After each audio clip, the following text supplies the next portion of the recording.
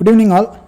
So in the video intraday trading ஒரு ரெண்டு best indicator என்னென்ன அப்படிங்கிறத பற்றி பார்த்துலாம். இதை வந்துட்டு நீங்கள் நிஃப்டிக்கு, பேங்க் நிஃப்டி, அதுக்கப்புறம் ஸ்டாக்ஸு, ஆப்ஷன் பையிங்க்கு எல்லாத்துக்குமே பார்த்திங்கன்னா இந்த இண்டிகேட்டரை வந்துட்டு பர்ஃபெக்டாக யூஸ் பண்ணலாம். இதை நீங்கள் ஈஸியாக பேக் டெஸ்ட்டும் பண்ணிக்கலாம்.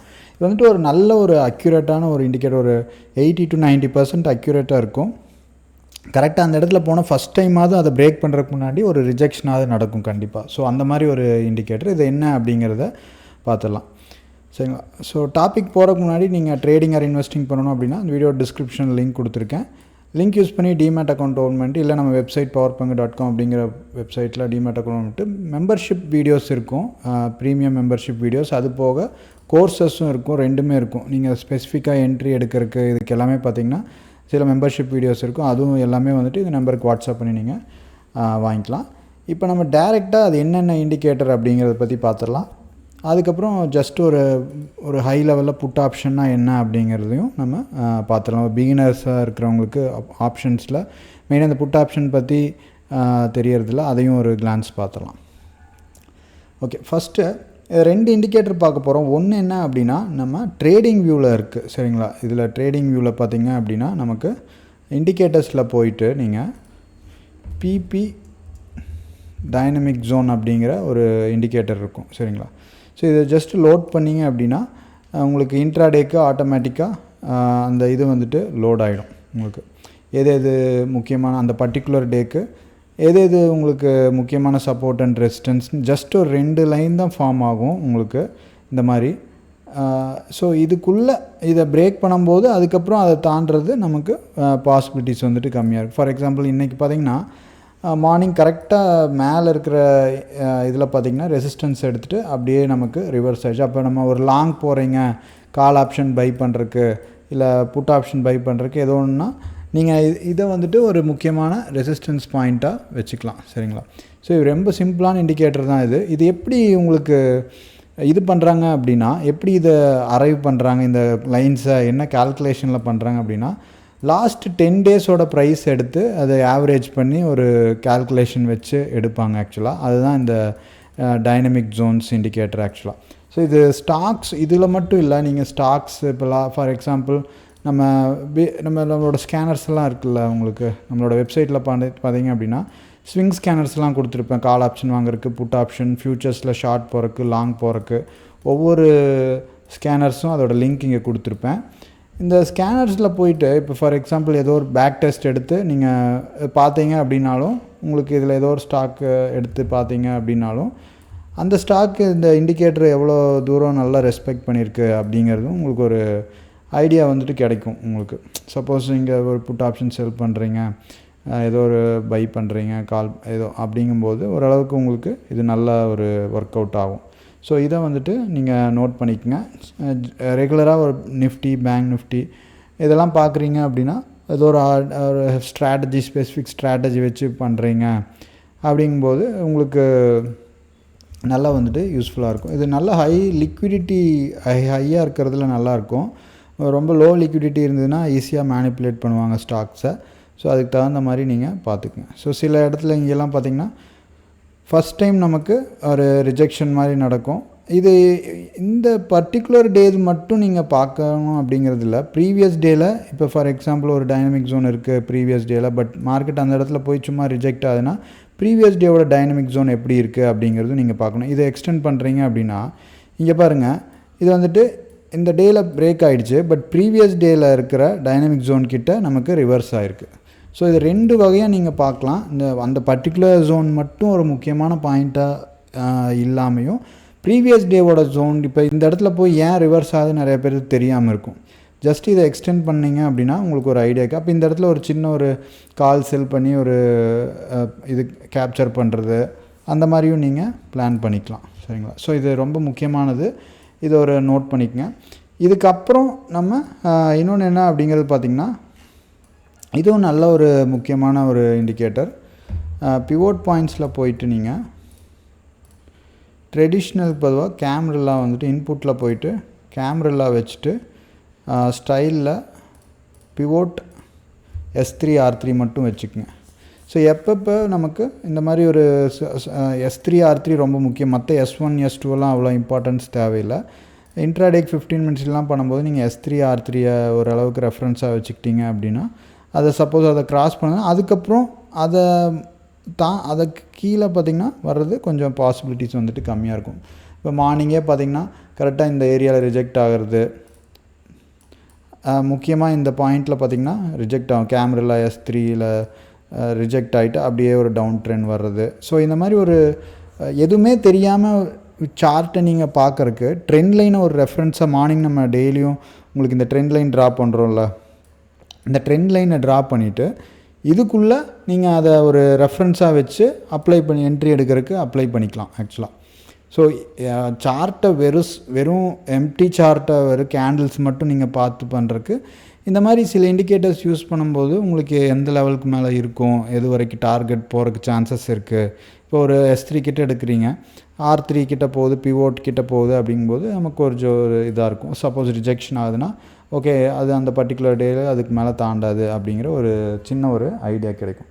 ஸோ ஒன்று டைனமிக் ஜோன், இன்னொன்று பார்த்திங்கன்னா கேமரிலாவில் S3 R3 pivot point with S3 R3 சரிங்களா. ஓகே, அடுத்தது நம்ம புட் ஆப்ஷன்னா என்ன அப்படிங்கிறத பார்த்துலாம். ஸோ 3 டாபிக் நமக்கு. ஒன்று, ரெண்டாவது உங்களுக்கு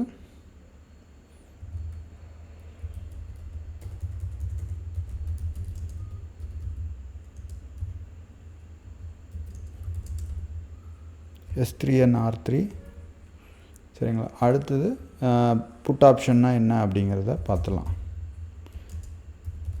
ஸோ நார்மலாக இப்போ மார்க்கெட் பொறுத்தவரை மெயினாக பிகினர்ஸ் பார்த்திங்கன்னா நமக்கு ஒரு பர்டிகுலர் ஸ்டாக் மேலே போனால் மட்டும்தான் நம்ம பை பண்ணி செல் பண்ண முடியும் அப்படின்னு நினைப்பீங்க. பட் 2 சைடும் அப் சைடு போனாலும் நம்ம ஒரு ப்ராஃபிட் பண்ணலாம், டவுன் சைட் போனாலும் நீங்கள் ப்ராஃபிட் பண்ணலாம். அதில் வந்துட்டு ஃப்யூச்சர்ஸில் ஷார்ட் போகிறது ஒன்று. பட் ஆப்ஷன்ஸ் பொறுத்தவரை நீங்கள் டவுன் சைட் சப்போஸ் போகுதுன்னா 2 இது பண்ணலாம் சரிங்களா. அதில் இப்போ புட் ஆப்ஷன் எப்போ 2 பண்ணலாம் புட் ஆப்ஷனை. ஒன்று buy PE and sell put option. So put ஆப்ஷனில் மெயின் கேட்டகரி. இதில் buy the put option and sell the put option 2 operation பண்ணலாம். ஓகே, எப்போ புட் ஆப்ஷன் பை பண்ணுவோம், எப்போ செல் பண்ணுவோம் அப்படிங்கிறத பார்க்கலாம். இப்போ ஒரு நிஃப்டி இண்டெக்ஸே இருக்குது, ஸ்டாக்ஸ் எதாக இருந்தாலும் இருக்குது அப்படின்னா இப்போ ஒரு 26,000 இருக்குதுன்னு வைங்க. இது வந்துட்டு எனக்கு கீழே போகும் 25,500, 25,600 இல்லை 25,400 அந்த மாதிரி டவுன் சைடு போகுது அப்படிங்கும்போது நம்ம புட்டை பை பண்ணுவோம் சரிங்களா. எப்போ புட்டை செல் பண்ணுவோம் அப்படின்னா உங்களுக்கு அப்படியே ஆப்போசிட். சப்போஸ் மார்க்கெட் 26,000 மேலே 26,200, 26,300 அந்த மாதிரி போகுது அப்படிங்கும்போது புட்டை செல் பண்ணுவோம். அப்போ புட்டை பை பண்ணும்போது கேபிட்டல் கம்மியாக தேவைப்படும் சரிங்க. புட்டை பை பண்ணும்போது கேபிட்டல் கம்மியாக தேவைப்படும், லெஸ் கேபிட்டல், என்ன ப்ரீமியம் இருக்கோ அதுதான். புட்டை செல் பண்ணும்போது அதிகமான கேபிட்டல் சரிங்களா. அது ஹெட்ஜ் பண்ணும்போது உங்களுக்கு அந்த பெனிஃபிட் மார்ஜின் பெனிஃபிட் வந்துடும், ஹை கேபிட்டல். இது நியர்லி 1.7 lakhs அந்த ரேஞ்சில் வந்துட்டு இதுக்கு. பட் இது பண்ணும்போது உங்களுக்கு ஹெட்ஜிங் பண்ணும்போது கம்மியாகிடும். ஃபார் எக்ஸாம்பிள் நீங்கள் ஏதோ ஒரு ஆப்ஷனே நீங்கள் எடுத்து நான் உங்களுக்கு காமிக்கிற ஆப்ஷன் செயினில்